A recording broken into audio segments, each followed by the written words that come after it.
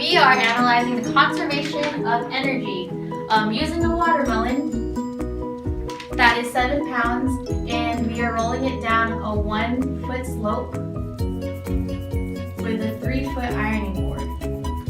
So this ironing board was 3 feet, and our datum is right here.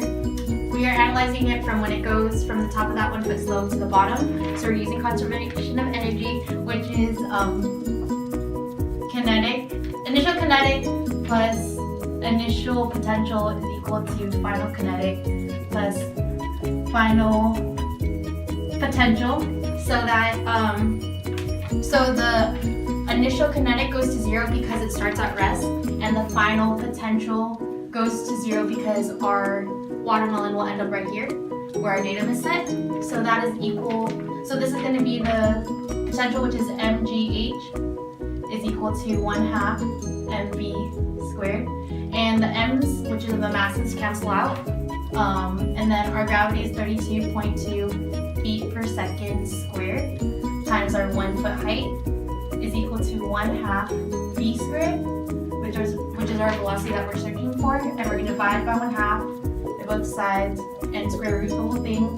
So our velocity is equal to 8.025 feet per second, and this is going to be our initial velocity on which we're going to start our projectile motion equation. Okay, so using the velocity that Phoebe solved for previously using conservation of energy, we got our velocity of the watermelon as it's launching off James Building to be 8.025 feet per second. And we need to break that up into its components, so we do that using the trigonometry from the ramp that we had with the 3 foot and 1 foot measurements. So this angle right here, we're going to call it theta. Theta is going to be equal to the inverse sine of our opposite over hypotenuse, so 1/3, which that gives us an angle of 19.47 degrees.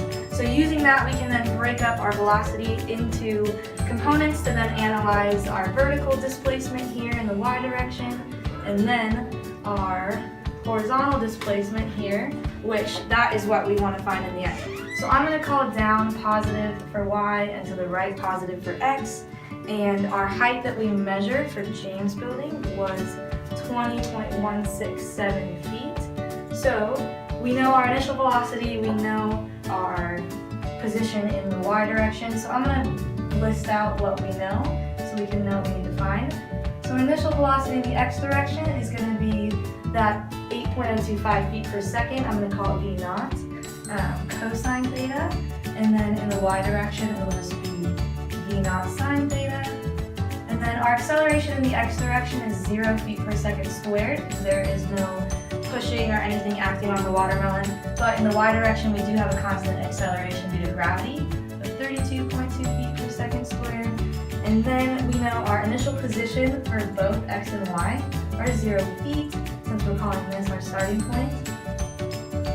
Then we do know our final position for y. We know it's 20.167 feet. We measured it at the site. And so we can relate the two with time to then eventually solve for displacement in the horizontal direction.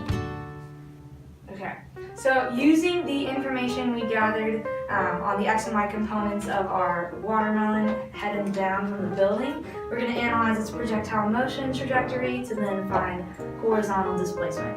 So we are going to use one of the kinematic equations because we have everything we need except for time, which we can then relate x and y to each other.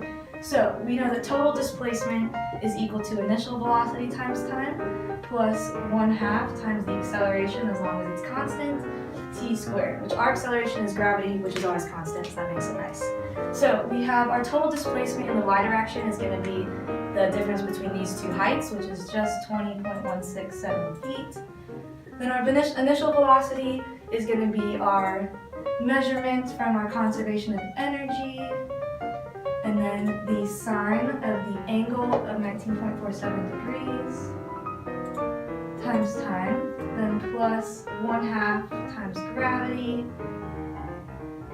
t squared. So now we just have one unknown t. So when we set that up, you can set it up into a quadratic equation, use the quadratic formula. You end up with, you get 2 times, but obviously you're only going to accept the positive time, and that totals to 1.04 seconds. So now we have our time of 1.04 seconds, which means we can now solve for horizontal displacement, and we can do that by applying the same equation but to the x direction. So we're going to use the same one, just plugging in the x values. So our total displacement, we don't know what it is. We have s minus our s naught of 0 feet equals our v naught, which now we're going to use the cosine component of our velocity. So cosine 19.47 degrees, and then times time of 1.04 seconds. And then we just add our acceleration, which is 0, right, times 1/2 t squared, so that term just goes away. And then solving for our s in the x direction, our final displacement, we got an answer of 7.861 feet, and that was the final answer. So we got our final displacement of our watermelon in the x direction. So that's it.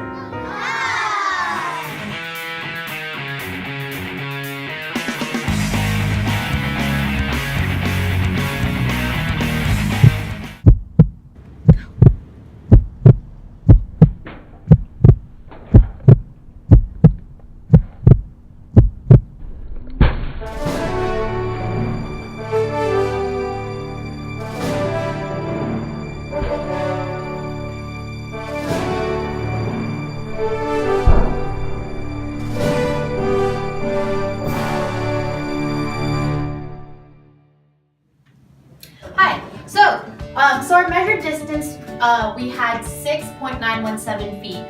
So our calculated distance was actually a foot off, which we had as 7.861 feet. We have came up with 3 different sources of error. So our first one was human error. Our first source of error was probably human. We had our ironing board up at a 1 foot slope, but because we're human, we might have not had an actual 1 foot. It could have been more, it could have been less, so that could have contributed to a different initial velocity than we have planned. Our second human error is no friction or air resistance. We did not calculate, or we did not put into account friction or air resistance because we're just doing projectile or simple projectile motion, but that could have contributed to a different distance traveled for our x direction. And our last source of error is we did not account for rotational motion. So when we first did our conservation of energy equations, we had our potential and our kinetic energy, but we also forgot, or we did not forget, we just did not account for rotational motion because of course we wanted to do our simple projectile motion equations, and because of that we probably had a different initial time which would have affected